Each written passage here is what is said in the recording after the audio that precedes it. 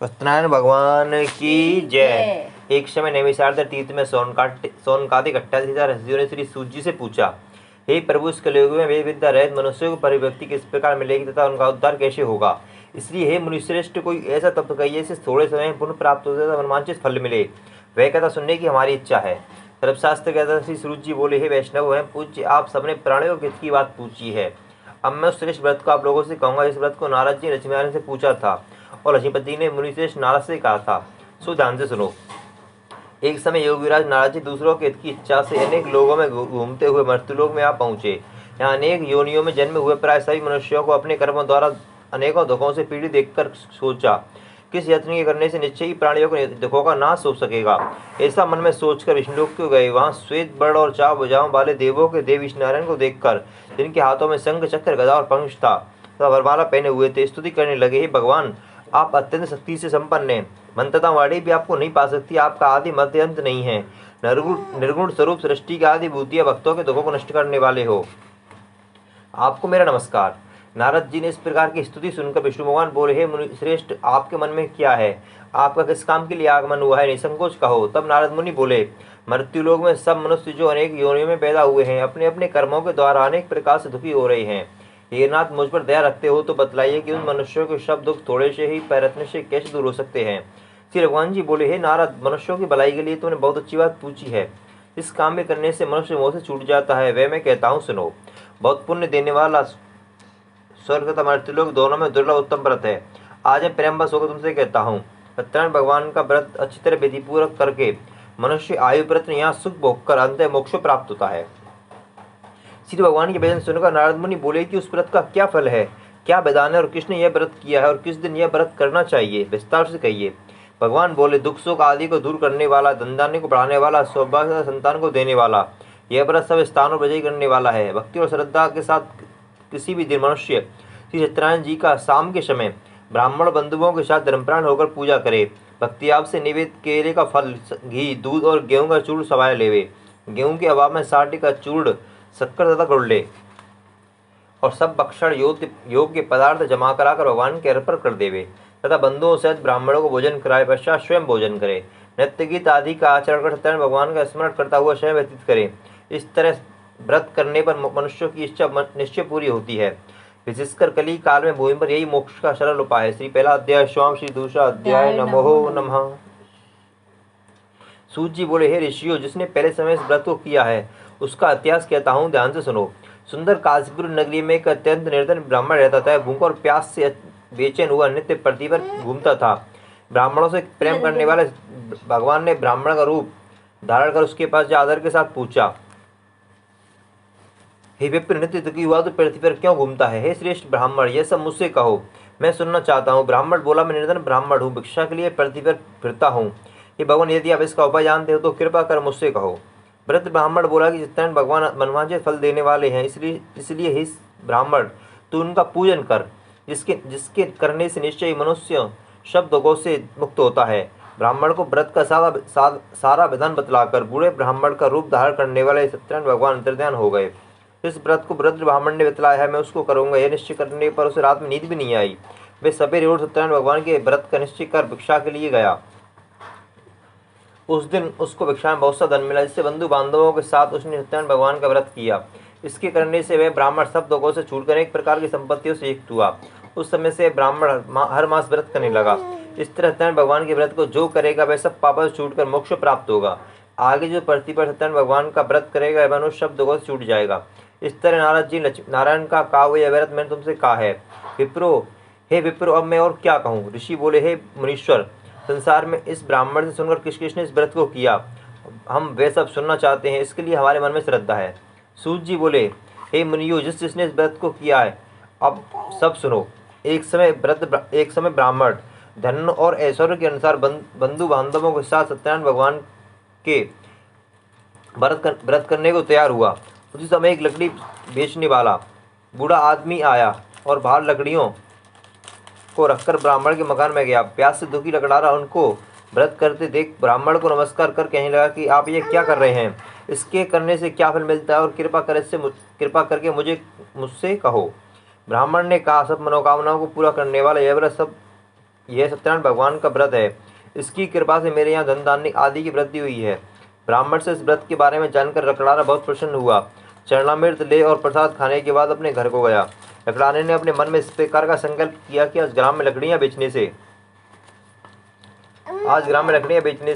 जो धन मिलेगा उसी सत्यनारायण देव का उत्तम व्रत करूंगा।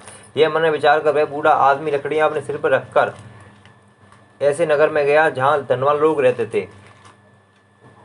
वह सुंदर नगर में गया। उस रोज वहां पर उसे उन लकड़ियों का दाम पहले दिनों से चौक न मिला। तब मैं बूढ़ा लकड़ारा दाम ले और अति प्रसन्न होकर पक्के केले की फली, शक्कर, घी, दुग्ध, दही और गेहूं का चूर्ण इत्यादि लेकर सत्यनारायण भगवान की व्रत की कुल सामग्रियों को लेकर अपने घर गया। पुरुष ने अपने भाइयों को बुलाकर विधि के साथ भगवान जी का पूजन और व्रत किया। उस व्रत के प्रभाव से वह बूढ़ा लकड़ारा धन पुत्र आदि से युक्त हुआ संसार के समस्त सुख भोग कर वैकुंठ को चला गया। श्री दूसरा अध्याय समाप्त। श्री तीसरा अध्याय। नमो नमः। नमो नमः। सूत जी बोले, हे श्रेष्ठ मुनियों, अब आगे कथा कहता हूँ, सुनो। पहले समय उल्कावों नाम का एक बुद्धिमान राजा था। वह सत्यवक्ता और जितेंद्रिय था। प्रतिदिन देवस्थानों पर जाता तथा गरीबों को धन देकर उनके कष्ट दूर करता था। उसकी पत्नी कमल के समान मुखवाली तथा सती साध्वी थी। भद्रशिला नदी के तट पर उन दोनों ने श्री सत्यनारायण जी का व्रत किया।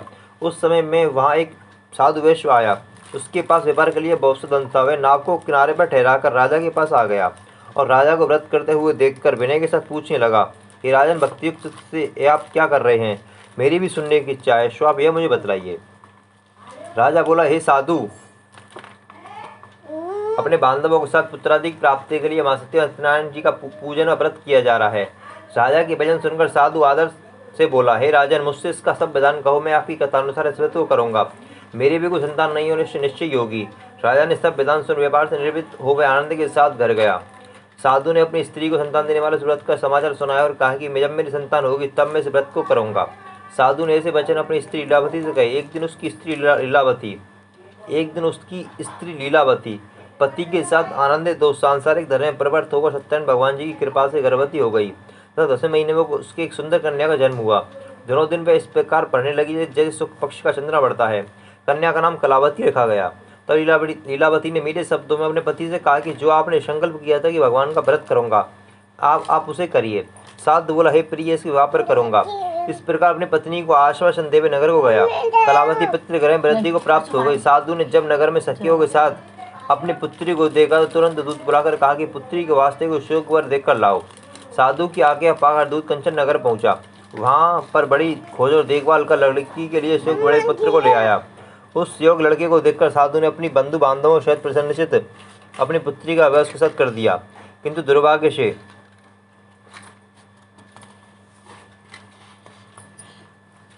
उसके विवाह के समय उस व्रत को करना भूल गया। तब श्री भगवान क्रोधित हो गए और श्राप दिया, तुम्हें दारुण दुख प्राप्त होगा। अपने कार्य में कुशल साधु बनिया जमाता सहित समुद्र सहित स्थित रत्नपुर नगर में गया। वहां दोनों चतुर जमाई चंद्रकेतु राजा को उस नगर में व्यापार करने लगे। एक रोज भगवान सत्यनारायण जी की माया से एक प्रेरित को चोर राजा का धन चुराकर भागा जा रहा था। किंतु राजा के दूतों को आता देखकर चोर ने घबराकर भागते हुए राजा के धन को वहीं चुपचाप रख दिया जहाँ वो चतुर जमाई ठहरे हुए थे।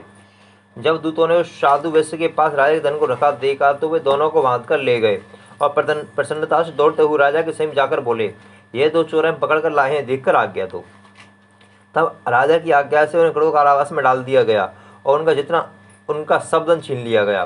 सत्यनारायण भगवान के श्राप द्वारा उनकी पत्नी भी घर पर बहुत दुखी हुई और घर पर जो धन रखा था उसे चोर चुरा ले गए।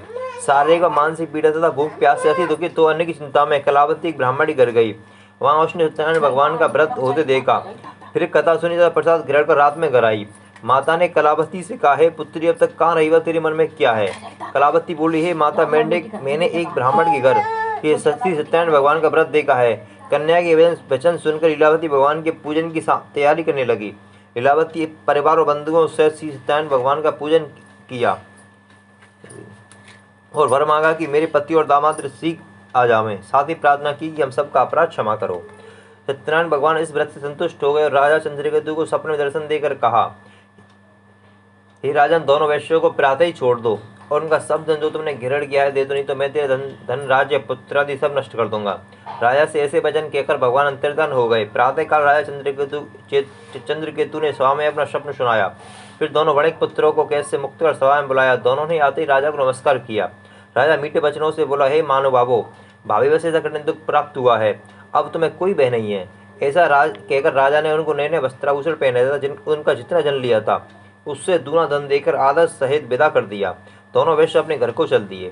श्री तीसरा अध्याय समाप्त। श्री चौथा अध्याय। नमो नमः। सत्यनारायण भगवान की जय। सूत जी बोले, वैश्य ने मंगलाचार करके यात्रा आरंभ की और अपने नगर को चला। उनके थोड़ी दूर निकलने पर दंडी वेशधारी सत्यनारायण भगवान उनके पास आकर उनसे पूछा, हे साधु, तेरी नाम में क्या रखा है? अभिमानी बड़े हंसता हुआ बोला, हे दंडी, आप क्यों पूछते हो? क्या धन लेने की इच्छा है? मेरी नाम में तो बेर और पत्ते भरे हैं। वैश्य का कठोर वचन सुनकर भगवान ने कहा, तुम्हारा वचन सत्य हो। दंडी ऐसा कहकर वहां से दूर चले गए और कुछ दूर जाकर समुद्र किनारे बैठ गए। दंडी के जाने पर वैश्य नित्य क्रिया करने के बाद नाव ऊंची उठी देखकर अचंबा किया और नाव में बेल पत्ते आदि देखकर मूर्छित तो जमीन पर गिर पड़ा। फिर मूर्छा खुलने पर अत्यंत शोक प्रकट करने लगा। तब उसका दामाद बोला कि आप शोक न करें, दंडी का श्राप है, उनकी शरण में चलना चाहिए, तभी हमारी मनोकामना पूरी होगी। दामाद के वचन सुन वह दंडी के पास पहुंचा और अत्यंत भक्तिभाव से नमस्कार करके बोला, मैंने जो आपसे असत्य वचन कहे थे उनको क्षमा करो। ऐसा कहकर मानसो का तो रोने लगा। तब दंडी भगवान बोले, हे बणिक पुत्र, मेरी आज्ञा से तुम्हें बार बार दुख प्राप्त हुआ है, तू मेरी पूजा से विमुख हुआ। साध बोला, हे भगवान, आपकी माया से मोहित ब्रह्मा आदि भी आपके रूप को नहीं जान पाते, तब मैं अज्ञान कैसे जान सकता हूँ? आप प्रसन्न हुई, मैं अपने सामर्थ्य के अनुसार आपकी कथा करूँगा। मेरी रक्षा करो और पहले के समय नौका में धन भर दो। उसके भक्तियुक्त वचन सुनकर भगवान प्रसन्न हो उसकी इच्छा अनुसार भर देकर अंतर्धान हो गए। तब उन्होंने नाव पर आकर देखा कि नाव धन से परिपूर्ण है। फिर वे भगवान सत्यनारायण का पूजन कर साथियों से अपने नगर को चला। अपने नगर के निकट पहुंचे तब दूतों को घर भेजा। दूत ने साधु की घर जा उसकी स्त्री को नमस्कार कर कहा कि साधु अपनी दामाद सहित इस नगर के समीप आ गए हैं। ऐसा वचन सुन साधु की स्त्री ने बड़े हर्ष के साथ सत्यदेव का पूजन कर पुत्री से कहा, मैं अपने पति के दर्शन को जाती हूँ, तू कार्य पूर्ण कर शीघ्र। माता के ऐसे वचन सुनकर कलावती प्रसाद छोड़कर पति के पास गई। प्रसाद की अवज्ञा के कारण सत्यदेव ने रुष्ट हो उसके पति को नाव सहित पानी में डुबो दिया। कलावती अपने पति को नाव देखकर रोते हुई जमीन पर गिर गई।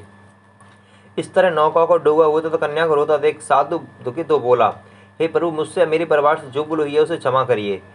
उसके दीन वचन सुनकर सत्यदेव प्रसन्न हो गया और आकाशवाणी हुई, हे साधु, तेरी कन्या मेरे प्रसाद को छोड़कर आई है, इसलिए इसका पति अदृश्य हुआ है। यदि वह घर जाकर प्रसाद खाकर लौटे तो उसे पति अवश्य मिलेगा। ऐसी आकाशवाणी सुनकर कलावती ने घर पहुंचकर प्रसाद खाया, फिर आकर पति के दर्शन किए। तत्पश्चात उसने बंधु बांधवों से सत्यदेव का विधिपूर्वक पूजन किया। उस दिन से वह हर पूर्णिमा को सत्यनारायण भगवान जी का पूजन करने लगा। फिर इस लोक का सुख भोग कर अंत में स्वर्गलोक को गया। श्री चौथा अध्याय समाप्त। श्री पांचवा अध्याय। नमो नमः। सत्यनारायण भगवान की जय। सूत जी बोले, हे ऋषियों, मैं और भी कथा कहता हूँ, सुनो। प्रजापालन में लिंग तुंगदज नाम का एक राजा था। उसने भी भगवान का प्रसाद त्याग कर बहुत दुख पाया। एक समय में वन में जाकर वन्य पशुओं को मारकर बड़ के पेड़ के नीचे आया। वहां उसने गालों को भक्ति भाव से बांधवों सहित सत्यनारायण जी का पूजन करते देखा। राजा देखकर भी अभिमानवश वहां नहीं गया और न ही नमस्कार ही किया। जब गालों ने भगवान का प्रसाद उसके सामने रखा तो वह प्रसाद को त्याग कर अपनी सुंदर नगरी को चला। वहीं उसने अपना सब कुछ नष्ट पाया तो वह जान गया कि यह भगवान ने किया है। तब वह विश्वास कर ग्वालों के समीप गया और विधि पूर्वक पूजन कर प्रसाद खाया। तो सत्यदेव की कृपा से पहले जैसा था वैसा ही हो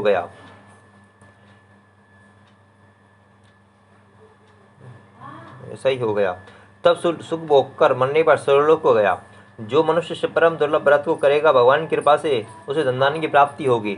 निर्धन, धनी और बंदी बंधन से मुक्त होकर निर्भय हो जाता है। संतानहीनों को संतान प्राप्त होती है तथा सब मनोरथ पूर्ण होकर अंत वैकुंठ धाम को जाता है। जिन्होंने पहले इस व्रत को किया, अब उनके दूसरे जन्म की कथा कहता हूँ, सुनो। वृद्ध सतानंद ब्राह्मण ने सुदामा का जन्म लेकर मोक्ष को पाया। उल्कामुख नाम के राजा ने दशरथ होकर वैकुंठ को प्राप्त किया। साधु नाम के वैष्णव ने मनोरथ बनकर अपने पुत्र को आरे से चीरकर मोक्ष को प्राप्त किया। महाराज तुंगध्वज ने स्वयंभू होकर भगवान में भक्तियुक्त कर्म कर मोक्ष को प्राप्त किया। 5वां अध्याय समाप्त। बोल सत्यनारायण भगवान की जय।